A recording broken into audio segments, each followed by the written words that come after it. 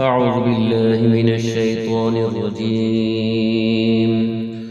بسم الله الرحمن الرحيم.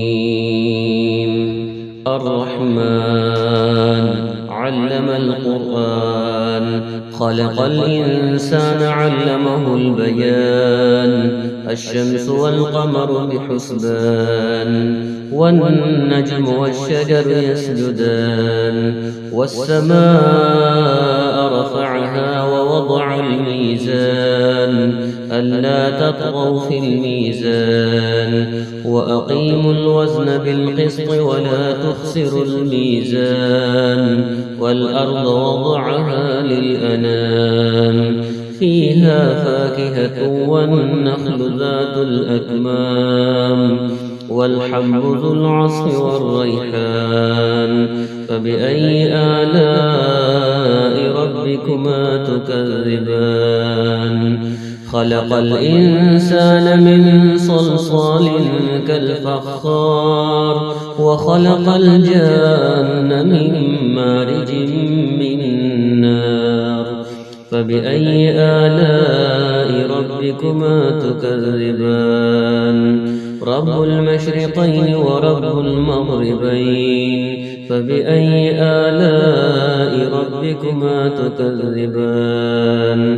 مرج البحرين يلتقيان بينهما برزخ لا يبغيان فبأي آلاء ربكما تكذبان يخرج منهما اللؤلؤ والمرجان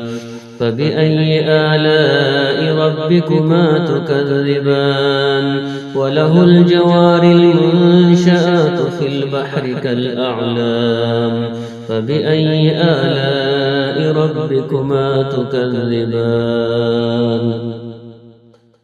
كل من عليها فان ويبقى وجه ربك ذو الجلال والإكرام فبأي آلاء ربكما تكذبان يسأله من في السماوات والأرض كل يوم هو في شأن فبأي آلاء ربكما تكذبان سنفرغ لكم أيها الثقلان فبأي آلاء ربكما تكذبان يا معشر الجن والإنس إن استطعتم أن تنفذوا من أقطار السماوات والأرض فانفذوا لا تنفذون إلا بسلطان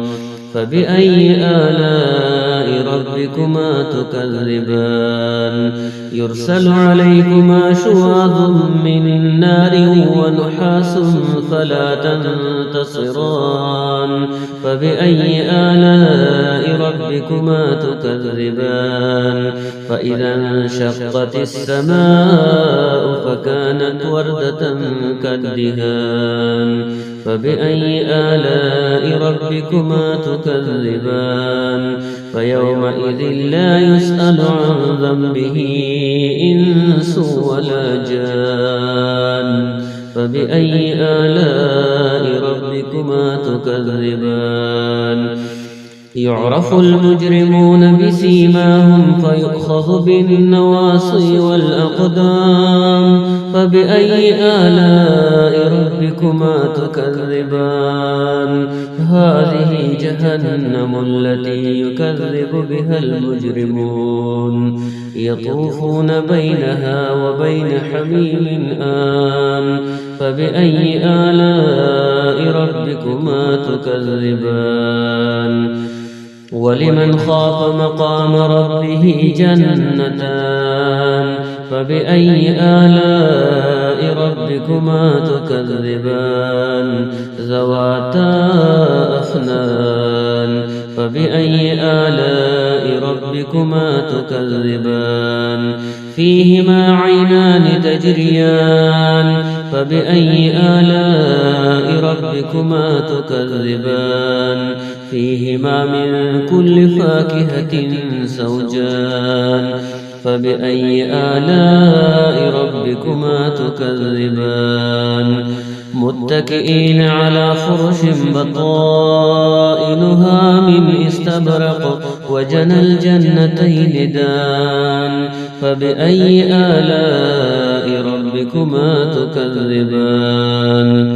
فيهن قاصرات الطرف لم يطمثهن إنس قبلهم ولا جان فبأي آلاء ربكما تكذبان كأنهن الياقوت والمرجان فبأي آلاء ربكما تكذبان هل جزاء الإحسان إلا الإحسان فبأي آلاء ربكما تكذبان ومن دونهما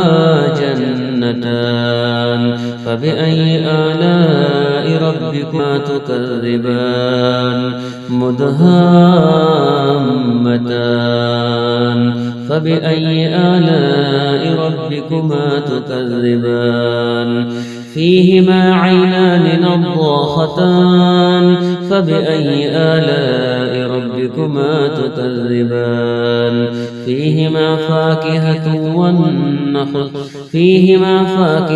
ونخل ورمان فبأي آلاء ربكما تكذبان فيهن خيرات حسان فبأي آلاء ربكما تكذبان حور مقصورات في الخيام فبأي آلاء ربكما تكذبان لم يطمثهن إنس